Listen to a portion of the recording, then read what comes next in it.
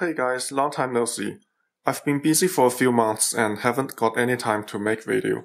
In this video, I briefly review the Ricoh GR tool, which I borrowed for street photography.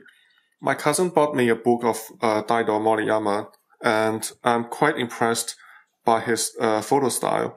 So I bought a GR trying to get a feeling of his style, although I saw in one of his videos that he isn't using GR now. I don't have the camera now with me, so I can't show you the camera. It's just a standard GR that you can look up on the internet, and there are plenty of reviews in terms of image quality and specs. I only talk about GR for street photography, and here you see the photos I've taken using the GR.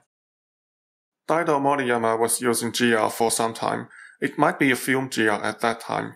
His photos are famous for grain, blur, overexposure or underexposure, for which some people think they are sloppy without real direction, or even trying too hard to be art. I quite like the style of his photos, and I think in order to understand why his photos aren't just random and unintentional snapshots, we have to know some more context about him when he took photos in the early days. Daido was born in 1938 and studied photography in early 60s. The World War II has already finished.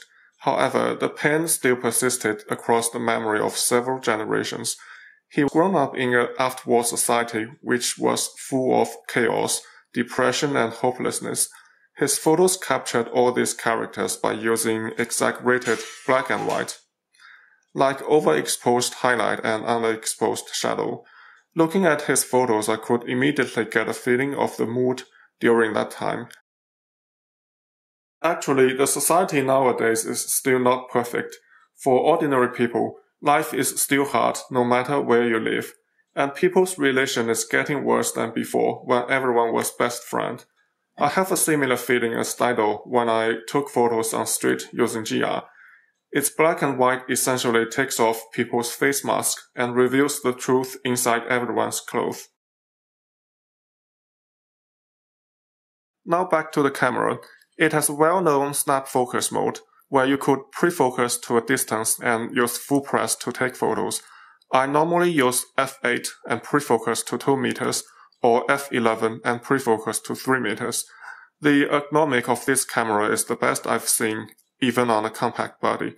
And yeah, I don't know most of the features of the camera, and I didn't dive into the menu in detail, since I've only used it for a few times and for a single purpose. I've seen GR users having an optical viewfinder. To me, a viewfinder is useless for wide-angle street photography. Being wide-angle, it means even a small change in viewpoint could lead to a very different perspective, and it's too boring to shoot only at eye level.